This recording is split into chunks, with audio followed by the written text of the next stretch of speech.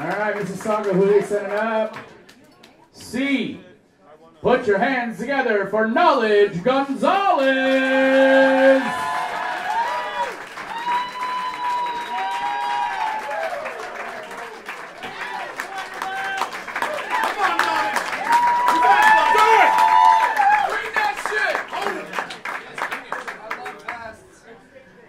I want a will that God himself couldn't break. I want to breathe poetry. I want to laugh until I pee and cry in a corner while I'm holding my knees. I want my best friend to stab me in the back so I can better understand how to forgive someone. I want to witness the most beautiful thing and gaze upon it and almost cry, so I finally have something worth comparing to when I try to explain to the woman that I love just how fucking gorgeous she is. I want to live my life like a supernova in the sky, so when I die, I deteriorate into shooting stars for our children to wish upon. I want to dress so outrageous, so ostentatious, that Don Cherry looks for my phone number to call me on the phone and ask me where the fuck I buy my clothes. I want to witness the most drastic, the most tragic things and get to a point where I debate suicide. Then I want to overcome it. So I know that not only good things come to an end, but so do the darkest days in a man's life. I want to live in poverty. I want to breathe poetry. I want to laugh until I pee and cry in a corner while I'm holding my knees. And then I can call myself a man. And Calgary, who are you sending up? A. That is Aaron Dingo.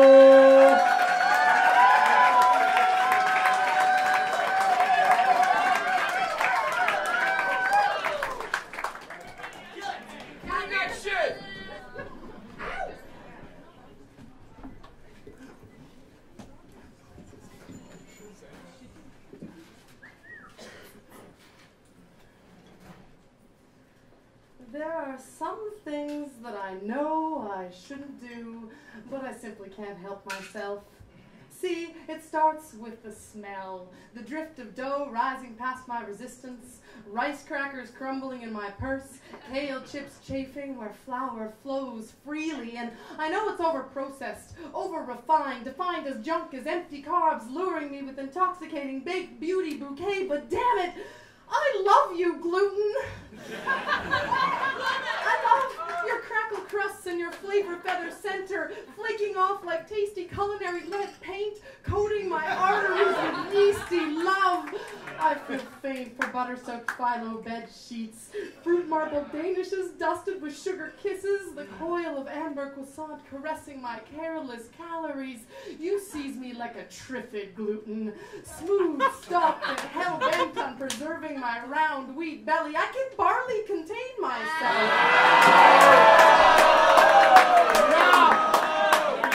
When I see cinnamon scones at Cobb's, it can prompt an ill-bred binge that ends with ravaged paper bag, glazed eyes, crumbs on the floor and ground into the table, and, well, I should know better. White flour, like many white things, has a terrible reputation. It will blast my blood sugars higher than leavened bread in less time than a glass of juice. It is laden with bowel-irritating lectins, mineral-binding phytates. I have been told the gliadin protein gave me type 1 diabetes, that it makes my gut inflamed and leaky, that it gave me cancer, and likely gives me heart disease, that it strips me of vitamin C or D so I can get low-grade rickets or scurvy.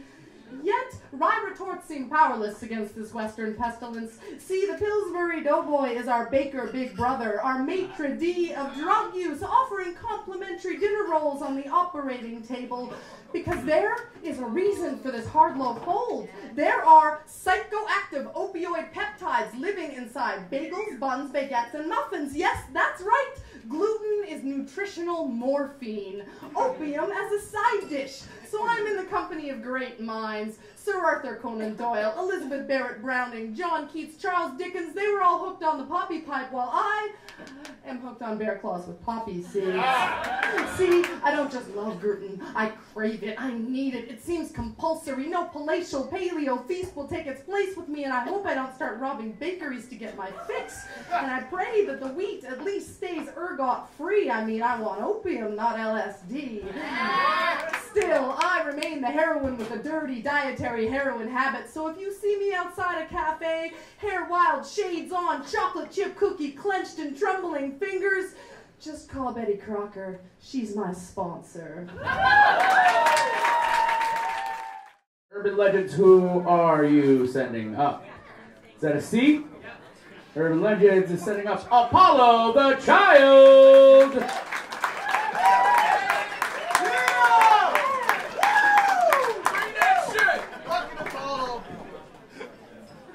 She soared! My God, did she fly! Air under her arms, you should have seen her! On the edge and over the ledge, escaping a cage she knew wouldn't free her. Believe her, that's all she ever wanted. A leader that'll never find her calling. The situation is dawning. If you'd only seen her, that she wouldn't be falling. Tall and lanky, far from empty, or the big old heart that was sorta campy, sore from ranting, constantly picked on for her smarts and height until she was more than antsy, gawking, awkward, ate lunch out her locker, surrounded by a roster of monsters. We lost her. Can you believe we lost her? Sorrow's tide came along and washed her. We lost her to the imposter monster, sucking the venom off their own fangs. It's so strange how some can parade others along with no shame, and how getting involved ain't our forte. Yes, it's profane. How some can string others along with no shame and force them to hold pain. But no, I'm no saint. See, I never picked on her, but I may be guilty of much worse. See, I used to show her kindness, but would run the other way like a thief with a stolen purse, like she wasn't worth it, like it had more of a purpose. If you'd only heard this, I'm sorry you were worth it, only I was worthless. Close the curtains, there ain't nothing a closed door won't hide. Smiling like it's all fine, it's sad but it's all died. Obsessed with Facebook, yet we never noticed the profile. Staying with pains and pangs of shame, like if we ignored it, everything will be okay. How we broke her balls like croquet, all the while jabbing needles in her like crochet. She didn't jump so much as we pushed her, let her by the arm, head spinning like a twister. God kissing her, we collectively changed her, that's the time we missed her. Sycophantic. See, I'm sick and frantic, quick to panic, cause I've been there too. The curse of my mind let me flare with knives and the serpent and hides. Yes, I've been there too. See, what goes up must come back down, but what's down can't come back up. Funny how gravity works. King of rock bottom, see, insanity hurts, but sanity's worse. Watching as the fallacy bursts. There was no way for me to write this without sounding preachy. And I'm beyond cheesy, but when I came close to the edge, I felt like you were there to reach me, there to teach me, like, boy, get off it.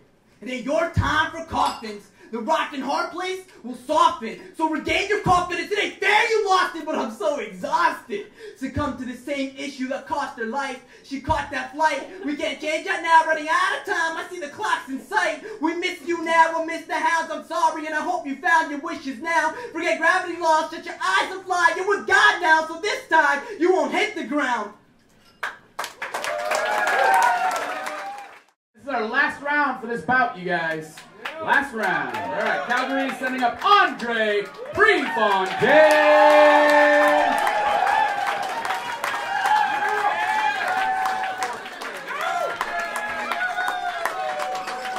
Bring that shit!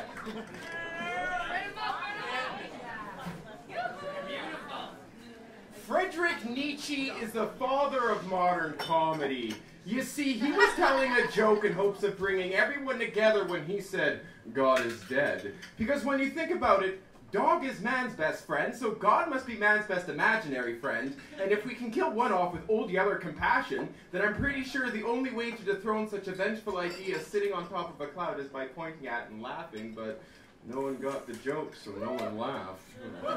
Not until George Carlin hit the stage, because every punchline he devised about mankind, all he ever had to do was hold a mirror towards the audience, and they would point back and laugh in full agreement. Richard Pryor expanded the idea. You see, he was made in God's image. A self-destructive, foul-mouthed train wreck with more ghosts in his head than puncture wounds from a crown of thorns. He once struck a match on stage after he nearly burned himself alive in a drug-fueled haze and called it Richard Pryor running down the street. Gilda Radner was a wonderful woman, but the spotlight was a bear trap and she was starving. Placed on Dexedrine diet pills at the age of 10, she embodied a lifelong identity crisis, once telling a reporter she had thrown up in every toilet in the Rockefeller Center, but famously laughed it off as she was diagnosed with ovarian cancer and said, if it isn't one thing, it's another. When Nietzsche died, God said Nietzsche's dead, and then they held hands and skipped away into the fading glow of the abyss. When Carlin kicked the bucket, he dropped the mirror. The audience kept laughing because the applause sign was still on, and they failed to realize that they were the trained dogs he was talking about. When Pryor finally clenched his chest and fell to the floor for the final time. Man's image had become so self-destructive, their heroes wouldn't even save them anymore. In fact, they gunned them down in darkened theaters. Just ask Batman. Better yet, smell the gunpowder like sulfur from a match. When Radner's cancer came out of remission, she didn't even have time to say a prayer. She was afraid of falling asleep, so the doctor sedated her, and like a princess in a dress, she slipped into a coma. Gene Wilder was by her side. The love of his life died, and his recent movies were a failure. If it isn't one thing, it's another. Nietzsche theorized that the world is an object in which you can either laugh or cry at. Comedians tell the same joke, but they have no tears left. As individuals, they're insufferable, addicted, and so afraid of their own existence. Blistered burn victims, calloused turtle shells. But as soon as they hit the stage, they inspire hope in such a twisted way because they can make us laugh at the strangest and sadistic parts of our existence. So ladies, gentlemen, relax. Life's a joke. Death is the punchline. Laugh. Because it's something we all have in common.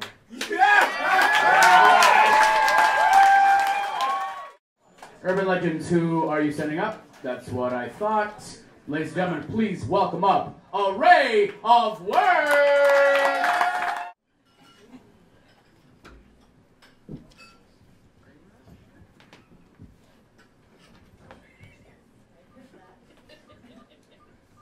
What up, what up, what up? I'm your host, King Kimbit here at KingInTheBit.com. We in Saskatoon, you in Saskatoon, what it do? Alright. MCs, introduce yourselves. Hello, my name's Apollo the Child. And I'm Array of Words. This shit's gonna get wild. Alright, y'all know the deal. 4 bars each. Heads or tails, call it. No need for coin tosses. Let's let positivity choose. Yeah, you said it, so let's do it. By all means, after you. Thank you. You're welcome. Alright, Apollo's up first. See, I got your name on the heart. And on my jacket, it's stitching on. You're so awesome, every time you smile, a little kitten's born. You're so witty in your rhymes that everyone is taking notes. Even Shakespeare in his grave is like, fuck, that art's so dope. Oh, okay. Call me dope and shit. Okay, check this out.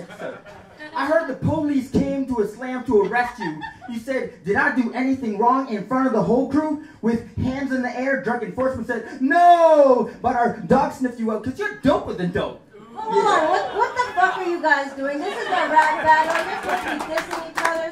Where in the rules does it say that? Yeah. Just we got it. Go ahead. I don't believe it. Alright. Your rhymes are like tapestries, and every line I'm lost in. You're so smart, you make Sagan apple pie Stephen Hawking. Plus I heard you're so handsome that John Connery based his bond on you. Yes, Homer. Oh, okay. Check. You know what? Your poetry makes my heart soar like eagles and talons. You're the wind beneath my wings. I'm inspired by your talent. Your rock shows and rock flows like dune buggies, you roll bars. Because when it comes to spoken word artists, you're like a talking rock star. Okay. After meeting you, words and dictionaries got divorced. Plus, are you Vader or Maul? Because you spit the bars with force. And if you're ever feeling down on your worst stage of style, is that a solar flare? Nah, it's Ray of Words to smile. Okay. Check it out. When you speak about depression, alarm bells start to go off. But they're not in my head, they're on the wall, so don't think you are soft. You are strong in what you write about. You can't call me a liar, cause red trucks are on the way, son. The alarm says you spit fire. Okay. On a scale of 1 to 10, You're like 150-11. If wisdom was a hunter, you'd be your trusted gifted weapon. It ain't fair dude, a fair dude with no one to compare to. I tried to be you, so I went and got your hairdo. Oh!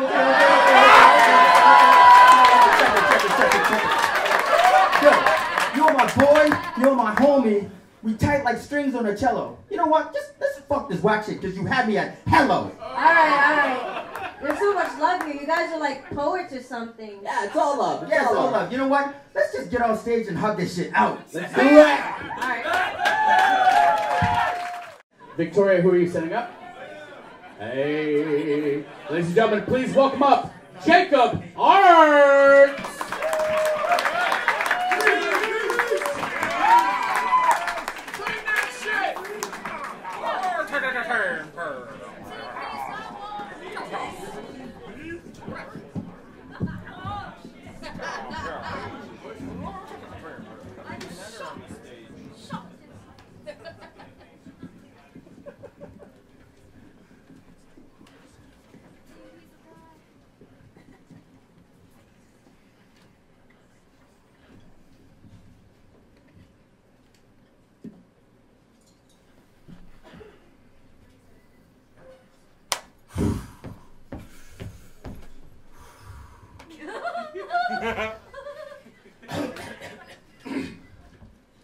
You're gonna need a drink for this.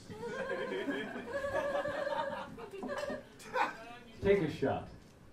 Every time a slam poet says ribcage. Ribcage. Take a shot. Every time a slam poet says these days. Take a shot.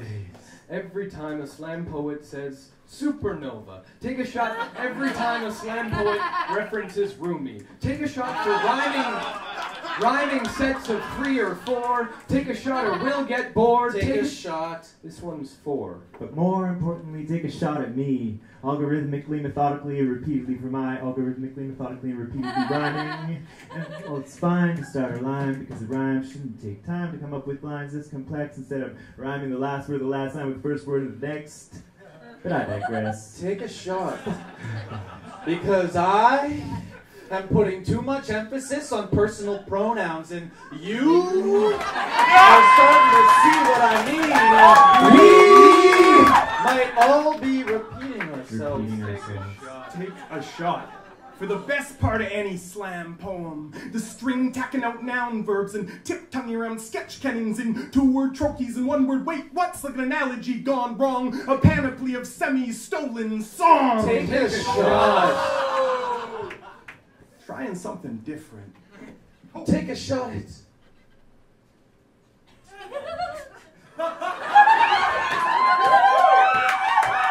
Silence. Take a shot at sound poetry. Take a shot at the cliched. Take a shot at not making guns with your hands in team pieces. Take a shot at a moving target. Take a shot at speaking out the unspeakable. Take a shot at flipping off the backhand of trauma and diving headfirst into a pool of joy. Take a shot at excessive, barely related imagery. Take a shot at taking a shot. Take a 1 for a 10. Take a low for a high. Take a heartfelt voice for a heartfelt voice. And a climactic cry for a climactic cry. Take a shot and hit, or take a shot and miss, or take a shot and just sit there. But whatever you do, don't do this. Don't talk to your audience in a voice like they need inspiring. Because they've heard that before. Talk to your audience like they need inspiring, because they haven't. Where's my paycheck? Hands go up! One last poem in this bout, ladies and gentlemen. You guys ready? Are you really? Prove it. Scream like crazy.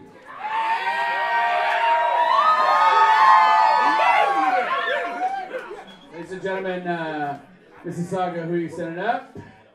Ambrosia, ladies and gentlemen.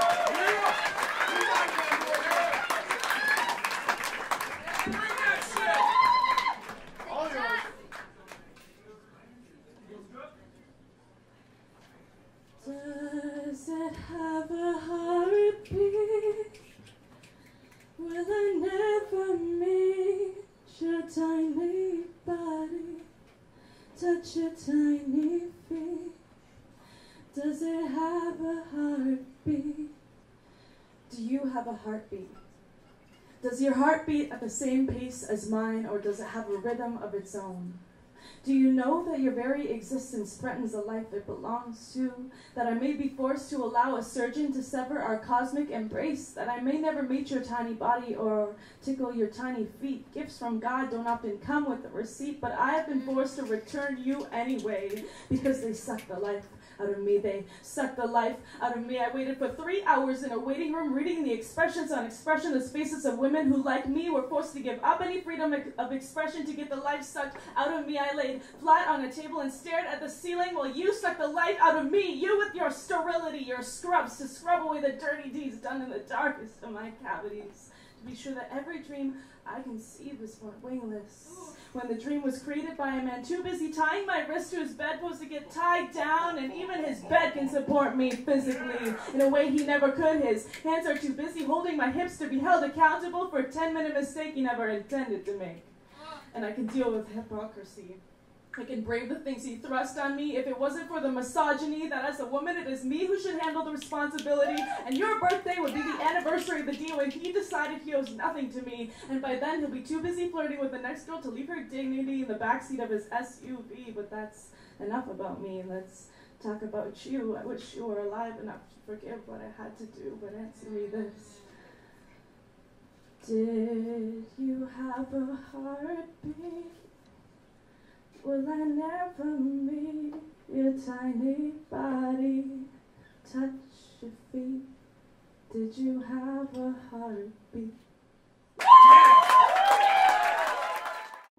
We have a couple of things that we got to work out to find the order of how the teams did this evening. I have a couple of announcements to make. I would like to thank you, audience, for being such incredible badasses committing badassery. You're awesome. Poets, you're amazing. Thank you for bringing excellence to this stage here in Saskatoon. Thank you to Lydia's Pub for making this feasible. Thank you to Charles Hamilton for really working his ass off, and John Johnstone V, who I like to call JoJo Dancer, Your Life is Calling, number 5. Ladies and gentlemen, here are our results. For the slam, I'm going to announce not the scores, but just the placement. Urban Legends took 4th. Mississauga took 3rd. Calgary took 2nd. And me and Charles took 1st. Yeah! No, Victoria took 1st. Alright, so we will be back in about 15 minutes. Hopefully the next bout will start. Actually, holy shit, we're fucking ahead of time. In a half hour, exactly 9 o'clock, the next bout will start. If you do not know anyone in this bout, if you are not a traveling poet who is a member of a team, if you do not know anyone in the next bout, please, we need judges.